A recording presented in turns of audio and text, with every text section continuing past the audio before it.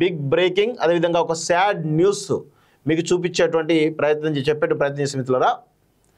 So ఇతను అందశ్రీ తెలంగాణ ఉద్యమానికి ఒక అద్భుతమైనటువంటి పాటలు అందించినటువంటి గొప్ప కవి గాయకుడు అందశ్రీ.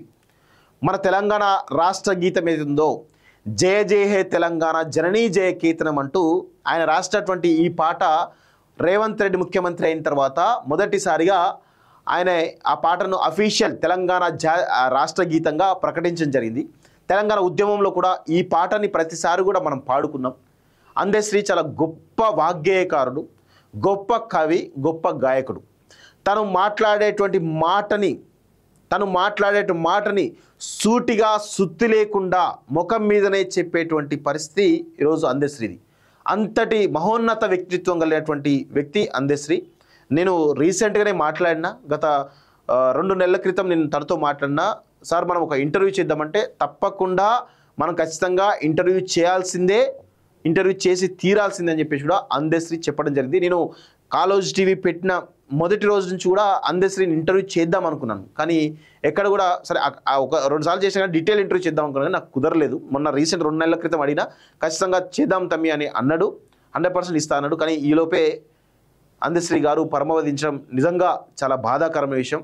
ఇది తెలంగాణ రాష్ట్రానికి, తెలంగాణ ఉద్యమకారులకి, తెలంగాణ అంతటికి కూడా ఈరోజు ఒక తీరని లోటుగా ఖచ్చితంగా చెప్పొచ్చు. ఎందుకంటే వారు రాసినటువంటి పాటలు ఏవైతే ఉన్నాయో, జయ జయ హే తెలంగాణ కావచ్చు, ఇంకా చాలా పాటలు ఏవైతే ఉన్నాయో, ఇంకా సొసైటీ గురించి కూడా చాలా పాటలు రాసిండు.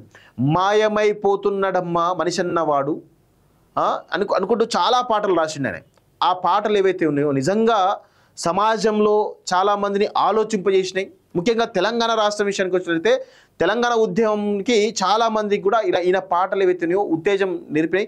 తెలంగాణకు జరిగినటువంటి అన్యాయాన్ని తన పాటల ద్వారా చెప్పడం ద్వారా ప్రజలు చాలా పెద్ద ఎత్తున ప్రజలు చైతన్యవంతమయ్యారు. అంతటి గొప్ప వాగ్గేయకారుడు, అంతటి గొప్ప కవి అందశ్రీ గారు. ముక్కుసూటిగా మాట్లాడుతూ ఉంటాడు. సో ఎదుటి వాళ్ళు ఏమని అనుకొని నేను మాట్లాడే విధానం ఇదే అంటూ కూడా మాట్లాడుతూ ఈరోజు ఆయన చేసిండు. సో నిజంగా తెలంగాణ రాష్ట్రానికి ఇది తీరని లోటు. వారికి నిజంగా మేము చాలా పెద్ద ఎత్తున సంతాపం ప్రకటిస్తాను. ఇది తెలంగాణ రాష్ట్ర ప్రభుత్వం కూడా ఈయనకు చాలా ఇంకా గౌరవించాల్సిన అవసరం అయితే ఉంటుంది. ఆయనను గౌరవించి మొత్తానికైతే తెలంగాణ రాష్ట్రంలో ఆయన పేరిట ఖచ్చితంగా ఒక మంచి పథకాలు కావచ్చు, లేకపోతే వివిధ రకాల పేర్లు కావచ్చు, అవన్నీ కూడా పెట్టాలని చెప్పేసి కూడా మేము కోరుతా ఉన్నాం.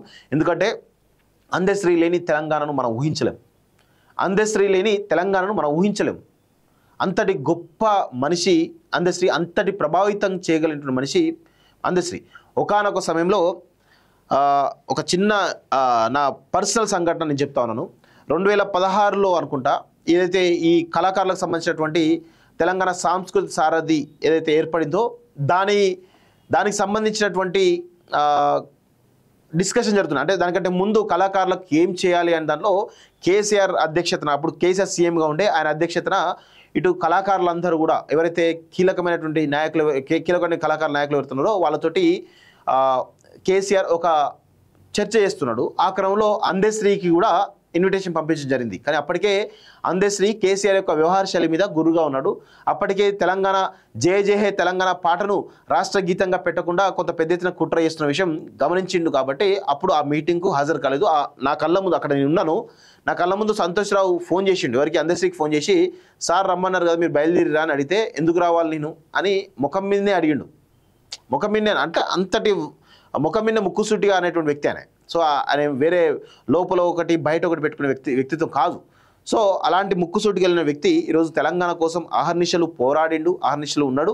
సో ఆయన జీవితం అంతా కూడా ఒక ముళ్ళబాటని వాస్తవంగా. ఇప్పుడు కొంత తెలంగాణ రాష్ట్రం ఇప్పుడు ఈ ప్రభుత్వం ఏర్పడిన తర్వాత కొంత ఆయనకు ఇబ్బంది లేదు, కానీ గత మొదటి నుంచి కూడా ఆయన జీవితంలో ప్రతి దశలోనూ ఇబ్బందే వాస్తవంగా. సో అలాంటి మహోన్నతమైన వ్యక్తిని కోల్పోవడం తెలంగాణకు నిజంగా బాధాకర విషయమే.